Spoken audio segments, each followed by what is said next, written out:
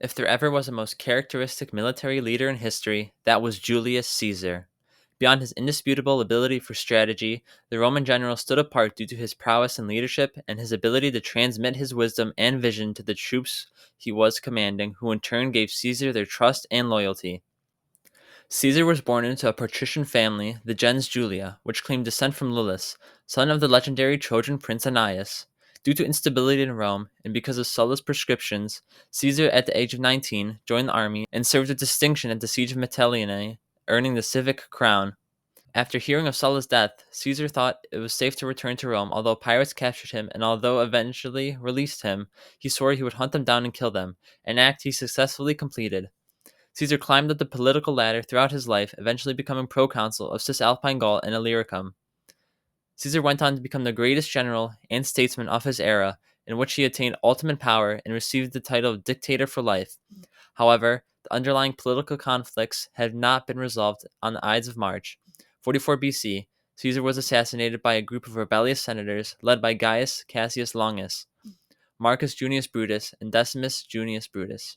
Caesar thought differently than his contemporaries, and to help us understand why he stood out as arguably the greatest Roman who ever lived, here are some lessons that a bright dead personality could teach us were they alive today. Gaius Julius Caesar, a man so successful in his time that his last name became synonymous with emperor. Number 1. People want to be led, not controlled.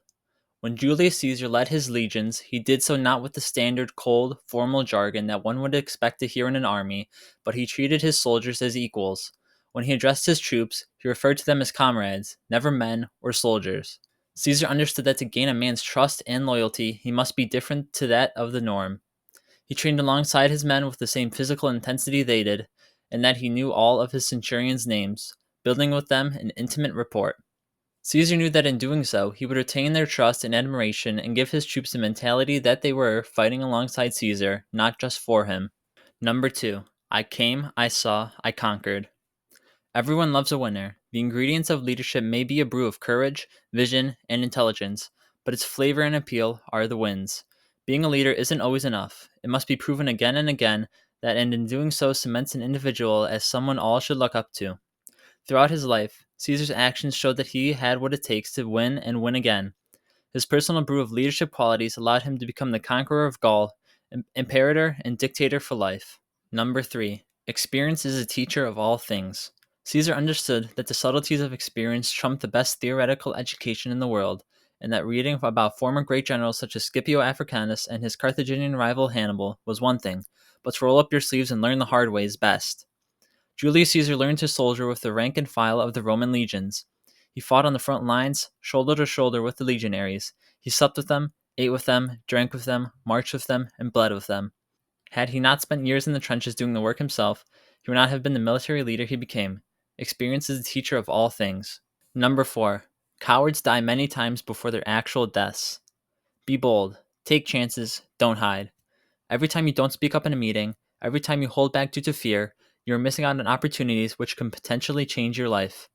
All successful businessmen and women have all gone through a roller coaster of success and failure, and every single one of them will tell you that failure has taught them more than their successes. Speak your mind. Even if what you have to say may earn you a few frowns, it is easy to feel pressured by others to keep your mouth shut or not even speak against the grain. Don't let yourself be intimidated. Your opinion is as valuable as theirs, and your point of view just as worthy of expression. Better to know who your friends are and enemies are than to live in fear of retaliation. Speak your mind, find strength and courage. Number 5. I had rather be first in a village than second at Rome. Some people are happy to be second. Others are okay with being in the top 5. Leaders don't fit into any of these categories. They want to win, and they want to be number 1. When Caesar crossed the Rubicon River and uttered the famous words, "The die is cast," he did so with the belief that he was to be the one man to lead the Roman Republic. He did not do it because he wanted to go back to following as others have. He did so because he felt that he was the one to lead. This concludes the leadership lessons of Julius Caesar.